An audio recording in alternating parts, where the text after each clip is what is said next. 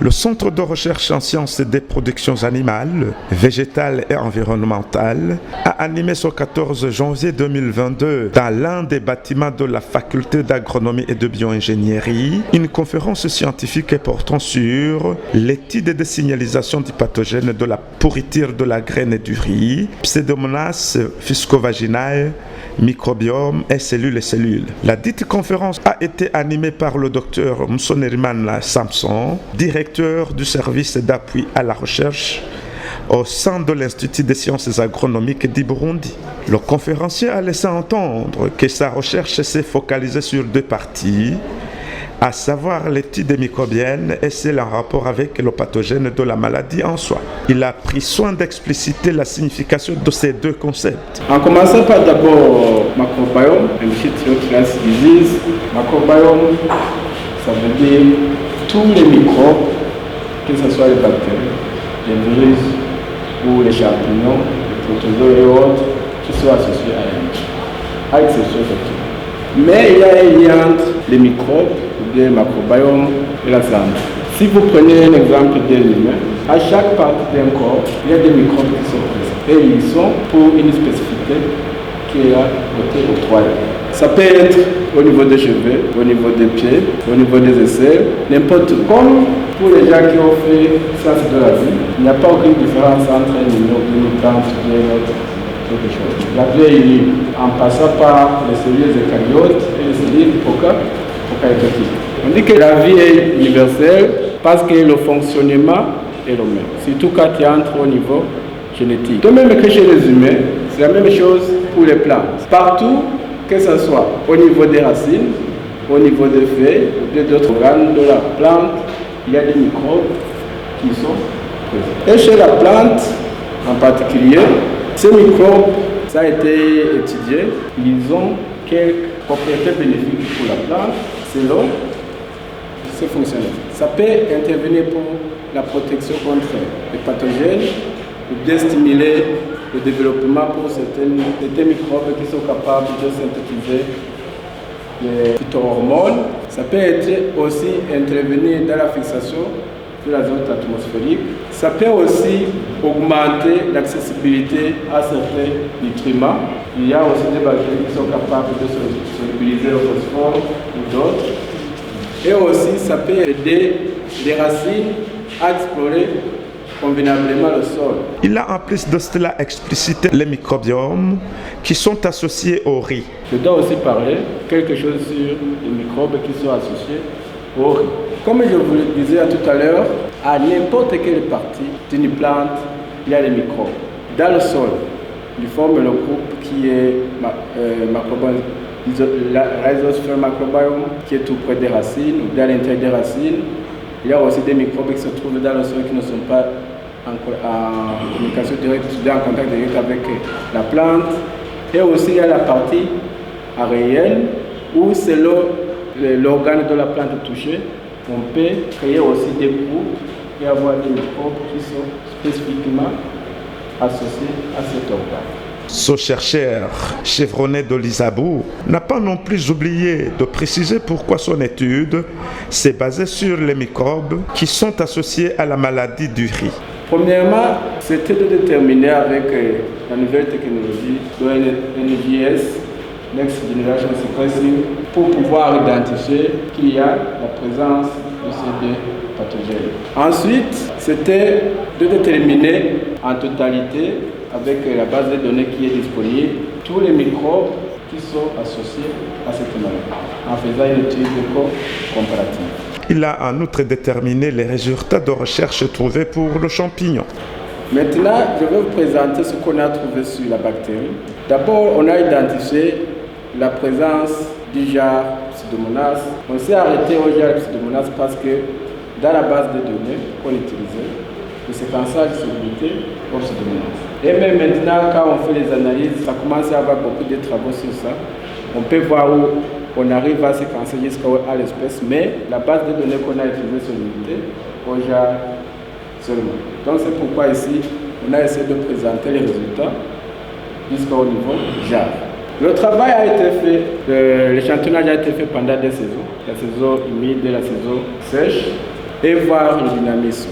Et pendant les 2 saisons, on a vu que pour les échantillons qui avaient les symptômes dans la moyenne altitude, comme la haute altitude, c'est que le gel Pseudomonas était important, que ce soit en saison humide ou bien en saison sèche. Et c'était très important dans la moyenne altitude par rapport à la moyenne altitude. Mais après ça, après avoir vu que Pseudomonas était là, on devait au moins confirmer qu'il y avait la présence de notre pathogène. Pour confirmer ça, on a essayé avec des échantillons de l'ADN total qu'on disposait d'amplifier un gène spécifique qui s'appelle ALCM.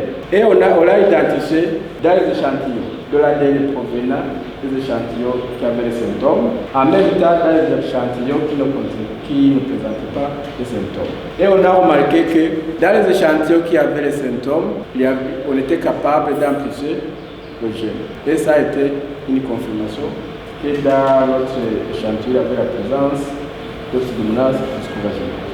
Mais dans les échantillons qui ne présentent pas les symptômes, vous voyez qu'il n'y a pas la bande qui correspond à ce gène, c'est notre confirmation. Et après, on a déterminé aussi pour le champignon. Pour le champignon, là aussi on s'est limité au genre à cause de la base de données. Et ici, vous allez remarquer que ce genre était très présent dans la basse altitude. Et surtout dans la saison humide. Dans la saison sèche, les études statistiques montrent que c'est important, mais en réalité c'est très faible quand on regarde l'incidence par rapport à ici.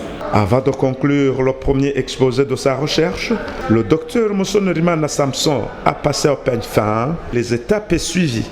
Donc les étapes qu'on a suivies, c'était à partir de la panicule qui ne présentait pas les symptômes de la moyenne altitude.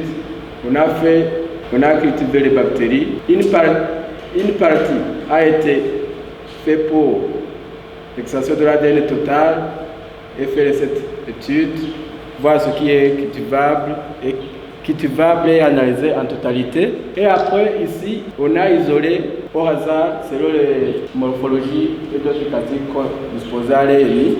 Et on a fait des essais phénotypiques pour pouvoir identifier le comportement de cette base de données de cette collection de bactéries qu'on dispose.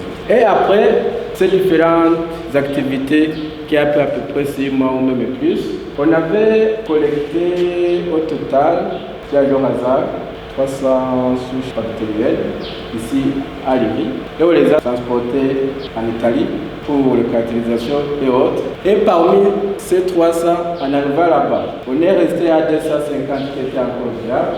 Et avec ces 250, on les a identifiés. Et après identification, on a trouvé qu'on restait avec 58 isolants. Parce qu'il y avait certains isolants ou certaines bactéries qui étaient humaines. Parce que quand on a isolé, on regardait la couleur de la taille. Mais quand on a fait le séquençage pour pouvoir savoir au moins le genre que ça appartient, on est quitté de 300, 250 et de 250 à 58. Et parmi ces 58 isolats, il y avait ces 4 groupes, Macrobacterium, Bacillus, Sphaeromonas et Mycobacterium, qui étaient dominants dans les bactéries qui étaient encore survivantes.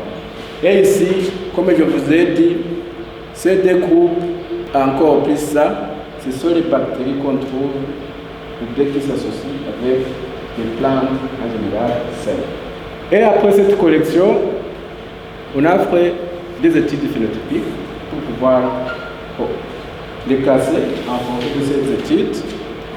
On a fait activité de protéolytique, lipolytique, aussi la production de polysaccharides, des substances que je viens de vous dire qui aident les bactéries à s'adapter aux UV, donc quand elles sont présentes dans la partie aérienne de la plante. Et aussi on a testé avec antibactérienne activité.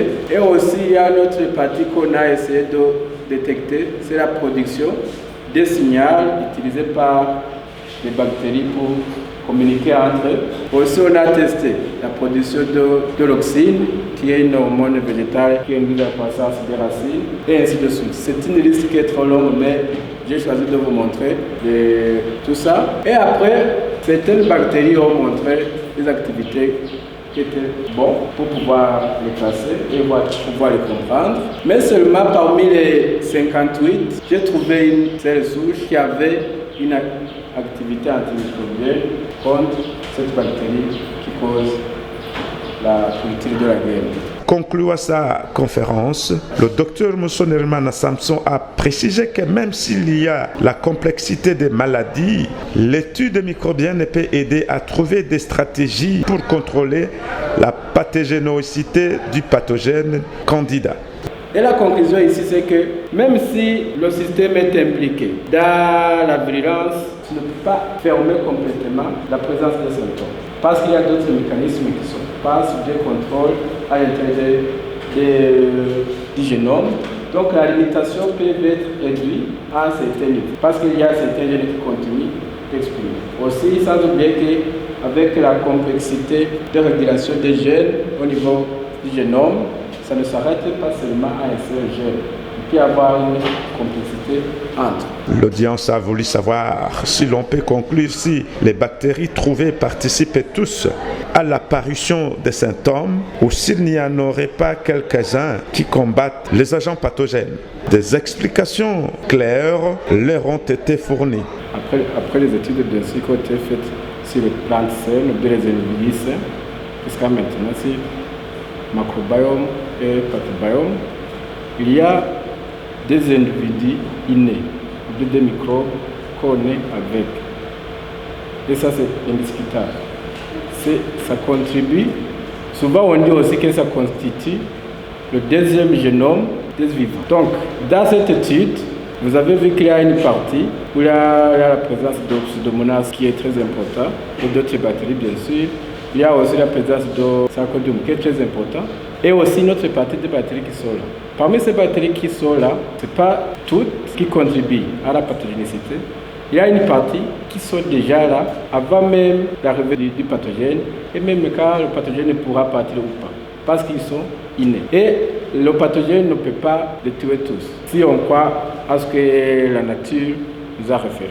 Dans ce cas, il y a une partie des microbes qui résistent et qui s'adaptent et qui continuent à vivre ou à combattre avec le pathogène, bien sûr en continuant à trouver de la nourriture, et des autres, selon le fameux phénomène de communication, qui change les rémissions en s'associant aux pathogènes et des autres qui s'éliminent, selon la loi de la nature.